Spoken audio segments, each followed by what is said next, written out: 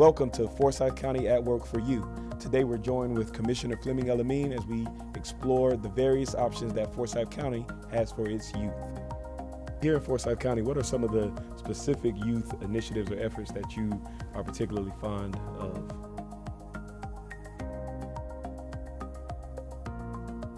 One of the things I'm really excited about is our JCPC program, because we try to give everyone a second chance.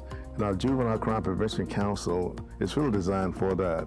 Young people make mistakes. Old people make mistakes, but we shouldn't be held accountable for a lifetime because we make a simple mistake. So that program gives students or youth in Forsyth County a chance to correct whatever minor incident they might have been involved in. In some cases, they have a program called Kids at Work, where they ought to work off some of the things they've done against the grain of society. We have a number of programs to deal with just making them understand from interpersonal skills how to make good decisions, which really is the crux of their education. How do you make a decision that benefits you versus harming you? And that takes time to develop and evolve. So that program I'm very, very proud of. The Juvenile Crime Prevention Council, it's an interesting thing. Years ago, we had community-based alternative funds, and the Forsyth County Juvenile Justice Council, which evolved into Forsyth Futures, developed a process involving all the community stakeholders to determine the best way to allocate funds to meet the needs of our youth. Okay. When they redid the juvenile code in 1998 and switched from 7A to 7B, our county's process became the model by which all the other counties in the state were to follow. So they put into law how the process is supposed to work, what kinds of participation from community leadership and stakeholders and community citizens, youth. We have the police represented, the district attorney, judges, DSS, substance abuse professionals, school superintendent is on the council as well as the court counselors. We all work collaboratively to try to develop answers to help youth. So Forsyth County was on the forefront of that. That is awesome to learn. That is awesome to learn. So when we say it's on the forefront of that, what actually is that? What exactly is that? What is the Juvenile Crime Prevention Council's mission? What we're supposed to do is to take the allocation of over $900,000 that we get every year and look at the needs of the county. We use risk assessment data, needs assessment data, and all kinds of information to help determine our funding priorities. And we help fund and different programs, and we also provide monitoring of the programs and feedback, and we meet every 2 months to try to find solutions for kids. So when we talk about the investment in the programs and the development and assessment of the programs once they're actually in place, what types of programs are there that encompass the Juvenile Crime Prevention Council? We have something for every kid at every stage. We have prevention programs for like counseling, teen court, we have parent support programming. Then we also have restitution and community service work. We have psychological evaluations available. Trauma-focused counseling and assessment is exceedingly important now because the research indicates the prevalence of trauma among this population of youth that they need to work with. We also have a lot of skill building. We have programs that work on poetry and music. We have a program, Kids at Work, that works at culinary skills where kids can get Safe Serve certifications and even like recording and music interests as far as vocational skill building. We have aggression replacement and we have restorative justice programs where we have impact circles and things to help kids have empathy for victims and have insight into what they've done and to try to become better people. Is there anything else about the Juvenile Crime Prevention Council that you would like for the Forsyth County residents in general to know? The participation of the membership is exceptional. We have some of the key stakeholders in the community who devote a considerable amount of time to making sure that we get the right kind of program here for the kids in our community and providing reviews to make sure that the programs are delivering on their measurable objectives as they should be. So I want people to really know what a hard-working group of people we are to try to help our community and help our young people and families. And I've seen students also with programs through JCPC turn their lives around through the second chance opportunity. And sometimes all it takes is a quality, firm hand of concern.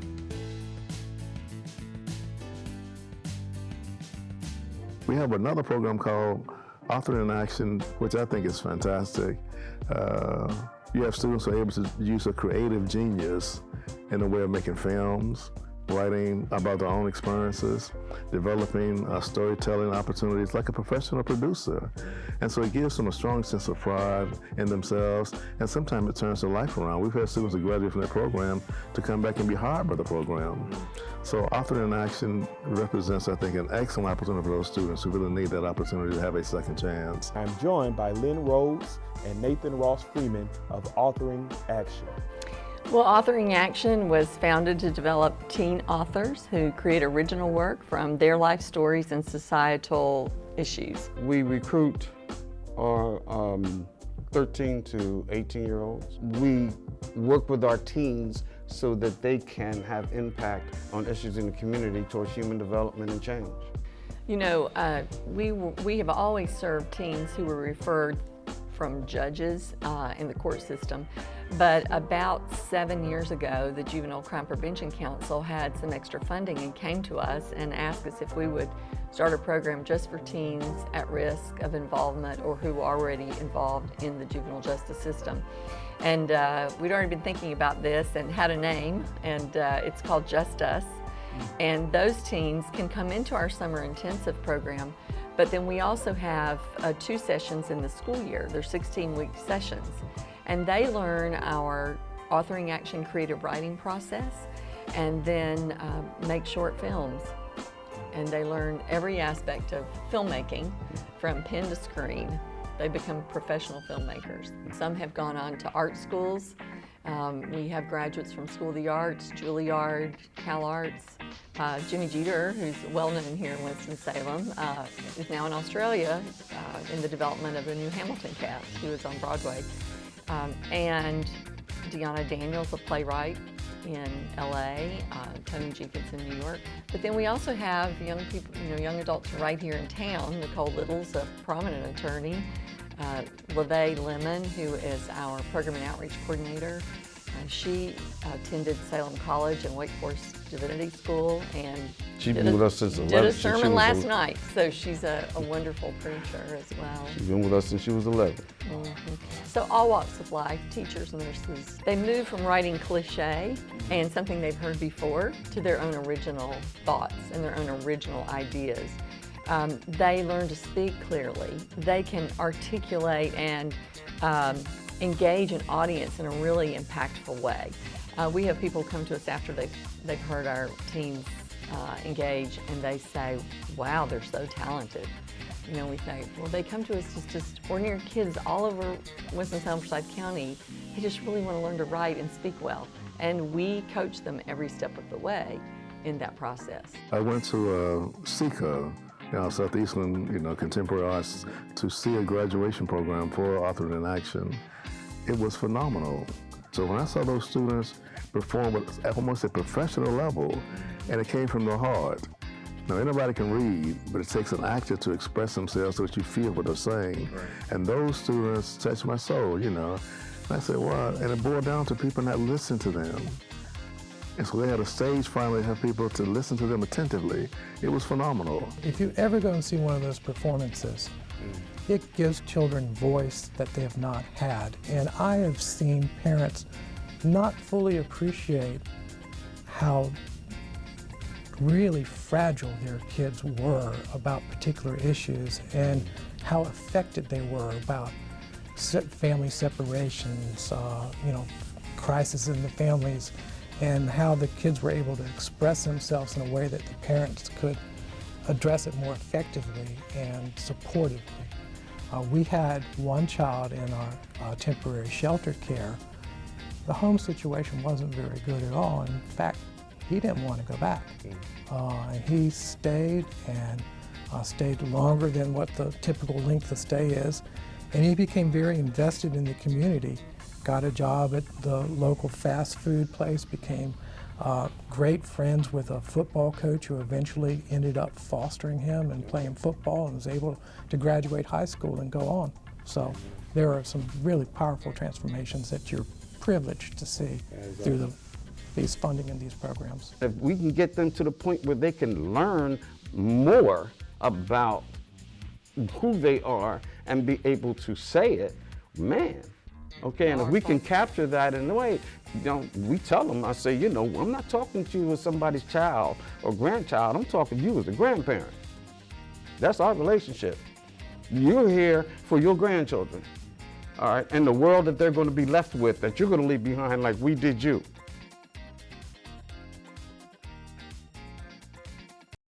Even from K through 12, at first shot you have it really evolving into your best self.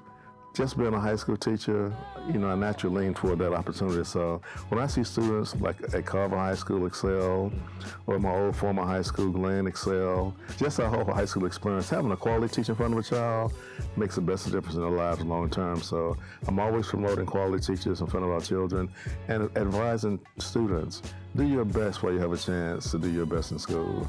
We don't mature at the same age.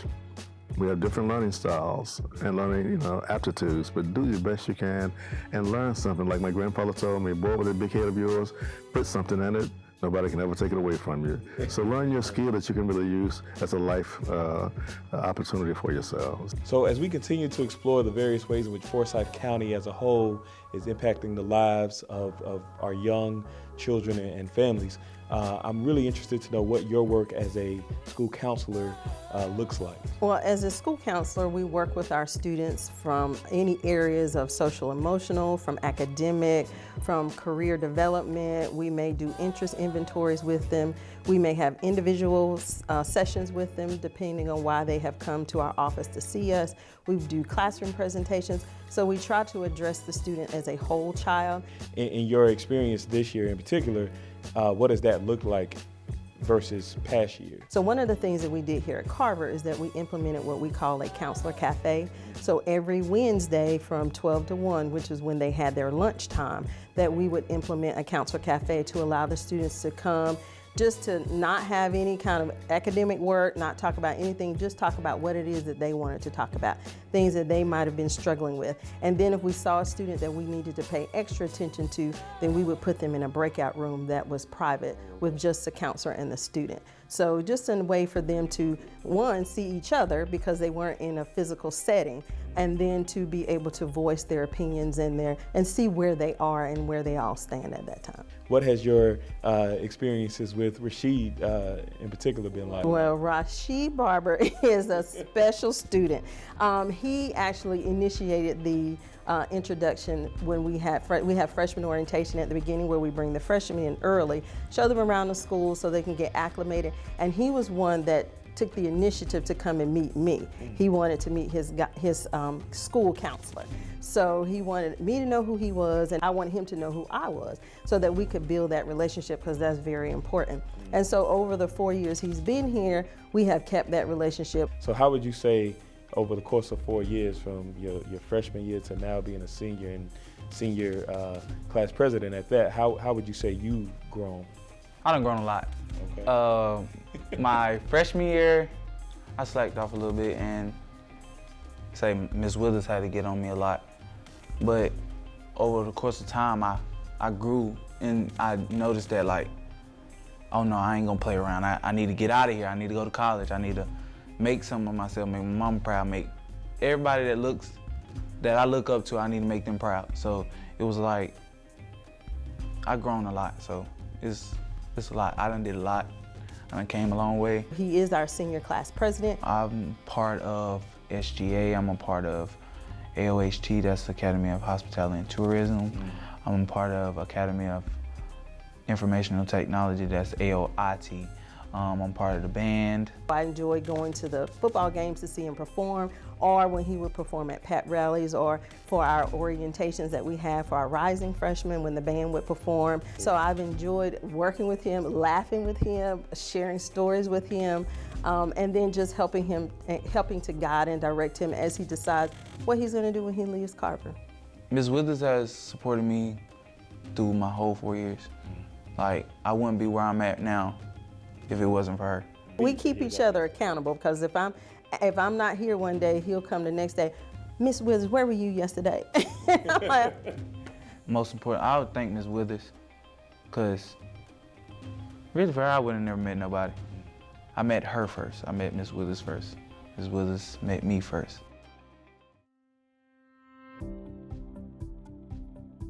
I call this the Library of Congress in the Southeast, with all the things that are offered here for students to take advantage of.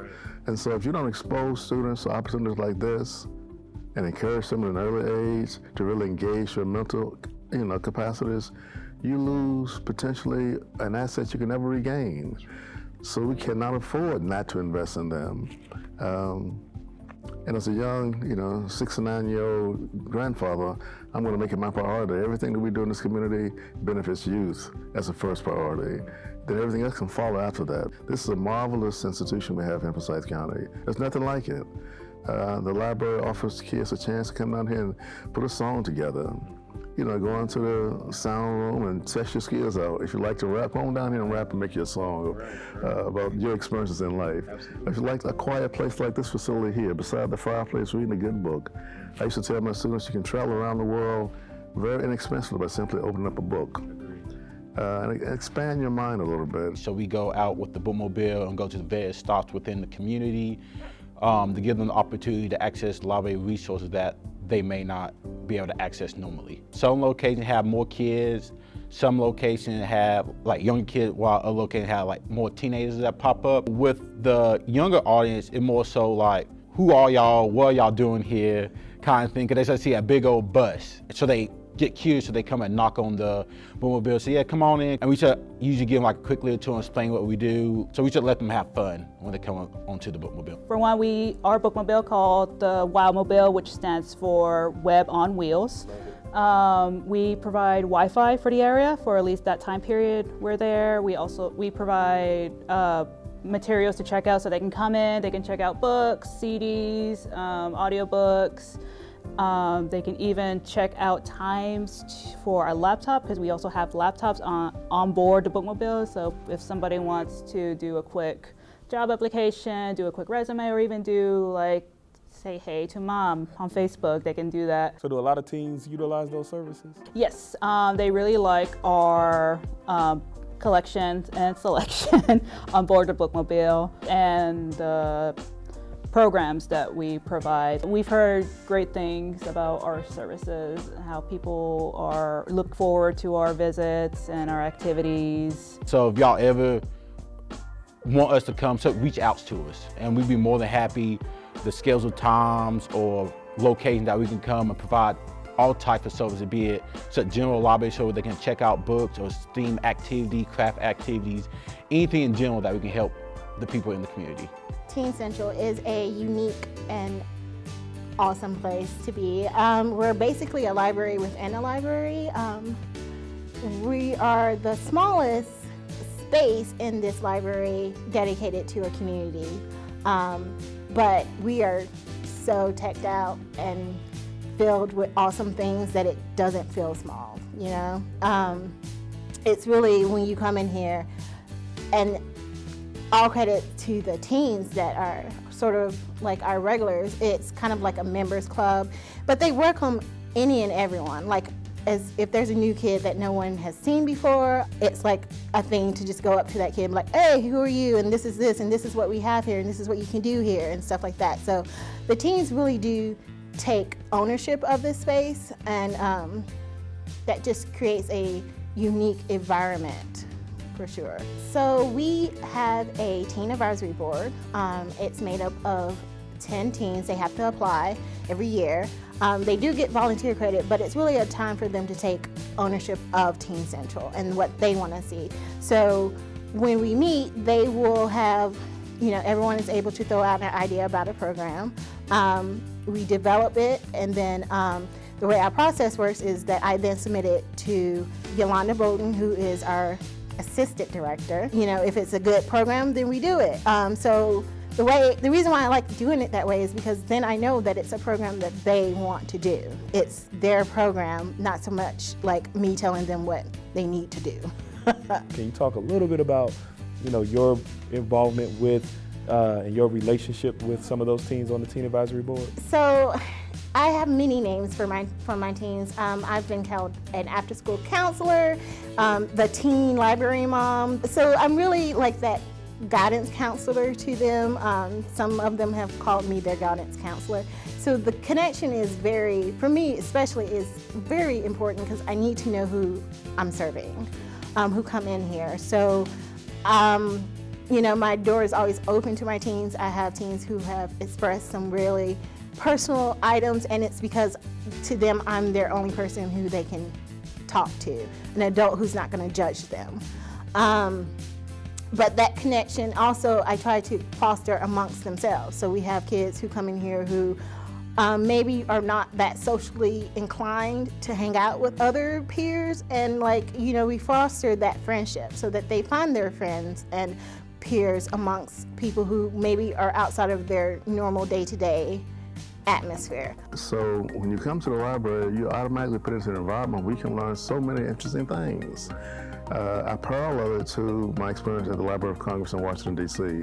I have grandchildren who live in that area, so whenever I'm in D.C., I always go to the public library there or the Library of Congress. I have a card, and I go down on this bottom floor and just amaze myself looking around the structure and just doing some reading. When you come to a facility like we have in Forsyth County, you can get a similar experience.